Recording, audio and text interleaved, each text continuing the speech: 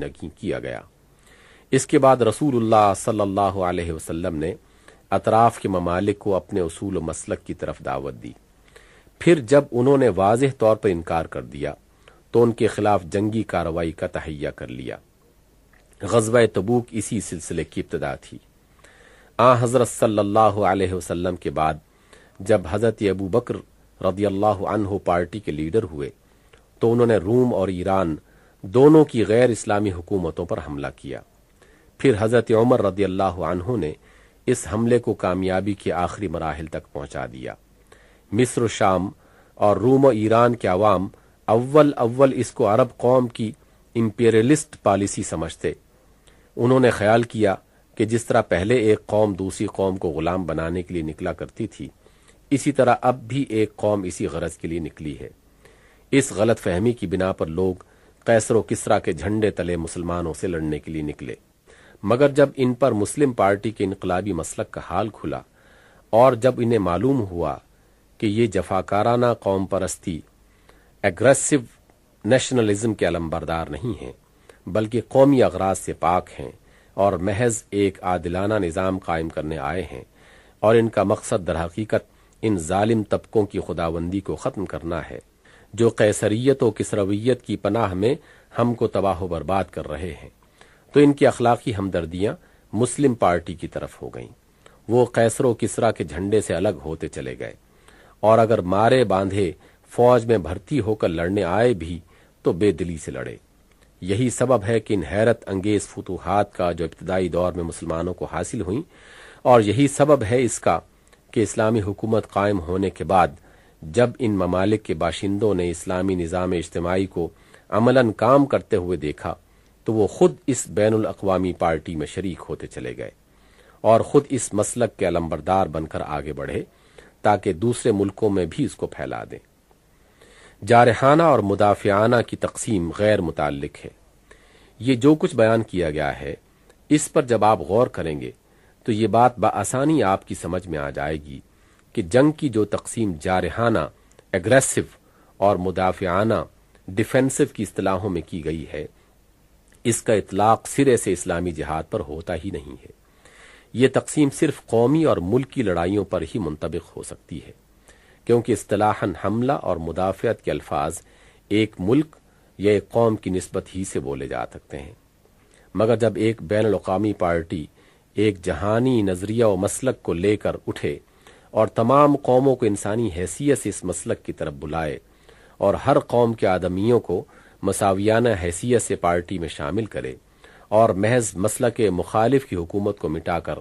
اپنے مسلک کی حکومت قائم کرنے کے لیے جدوجہد نہ کرے، تو ایسی حالت میں اصطلاحی حملہ اور اصطلاحی مدافعت کا قطعاً کوئی سوال ہی پیدا نہیں ہوتا، بلکہ اگر اصطلاح سے قطع نظر کر لی جائے تو تب بھی اسلامی جہاد پر جارحانہ اور مدافعانہ کی تقسیم منطبق نہیں ہوتی۔ اسلامی جہاد بیک وقت جارحانہ بھی ہے اور مدافعانہ بھی۔ جارحانہ اس لیے کہ مسلم پارٹی مسلک مخالف کی حکمرانی پر حملہ کرتی ہے، اور مدافعانہ اس لیے کہ خود اپنے مسلک پر عامل ہونے کے لیے حکومت کی طاقت حاصل کرنے پر مجبور ہے۔ پارٹی ہونے کی حیثیت سے اس کا کوئی گھر نہیں ہے کہ وہ اس کی مدافعت کرے، اس کے پاس محض اپنے اصول ہیں جن کی وہ حمایت کرتی ہے۔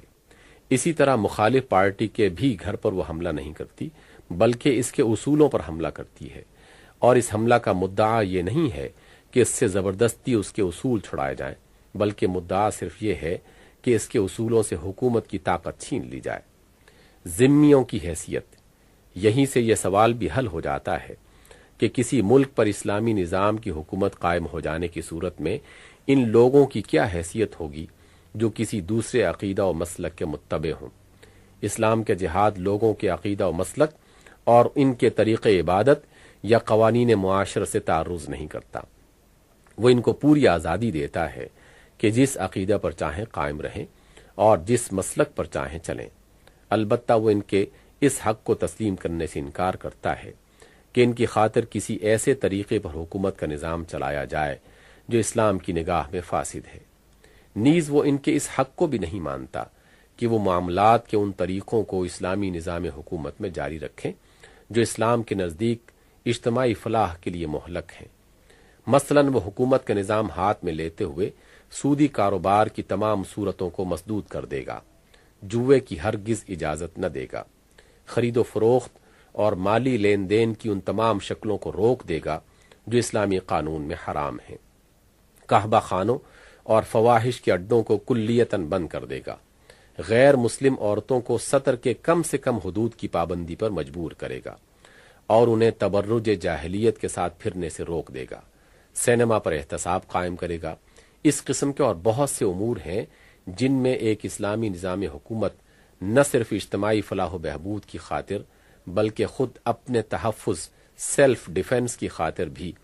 ان تمدنی معاملات کی اجازت نہ دے گا جو غیر مسلموں کے مسلک میں چاہے جائز ہوں گے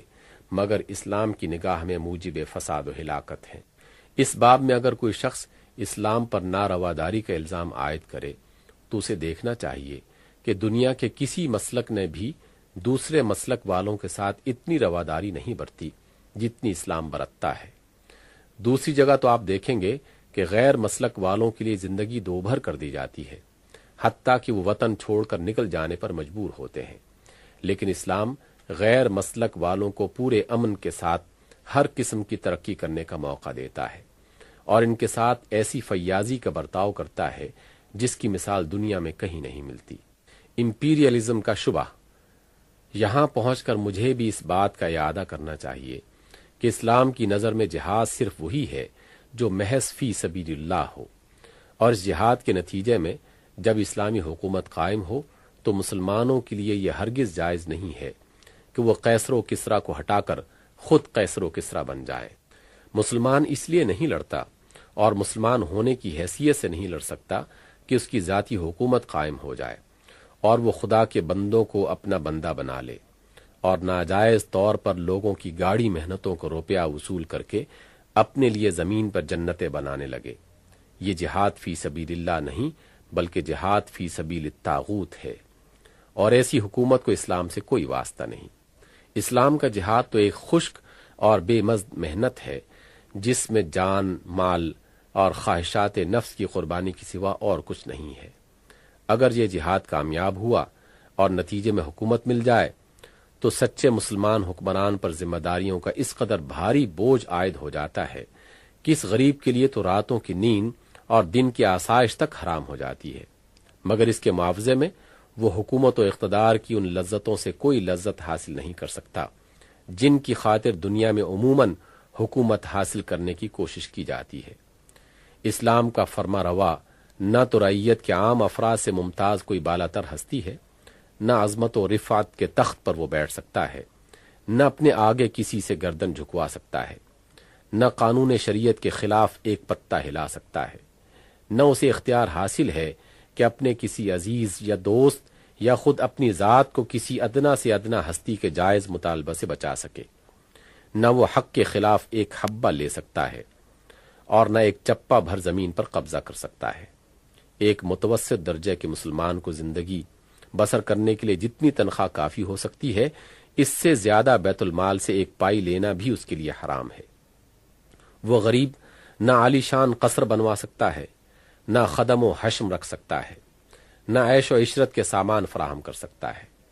اس پر ہر وقت یہ خوف غالب رہتا ہے کہ ایک دن اس کے اعمال کا سخت حساب لیا جائے گا، اور اگر حرام کا ایک پیسہ، جبر سے لی ہوئی زمین کا ایک چپا، تکبر و فرعونیت کا ایک شمع، ظلم و بے انصافی کا ایک دھبا اور خواہشات نفسانی کی بندگی کا ایک شائبہ بھی اس کے حساب میں نکل آیا تو اسے سخت سزا بھگتنی پڑے گی۔ اگر کوئی شخص حقیقت میں دنیا کا لالچی ہو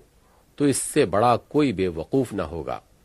اگر وہ اسلامی قانون کے مطابق حکومت کا بار سنبھالنے پر آمادہ ہو، کیونکہ اسلامی حکومت کے فرما روا سے تو بازار کے ایک معمولی دکاندار کی پوزیشن زیادہ اچھی ہوتی ہے۔ وہ تو خلیفہ سے زیادہ کماتا ہے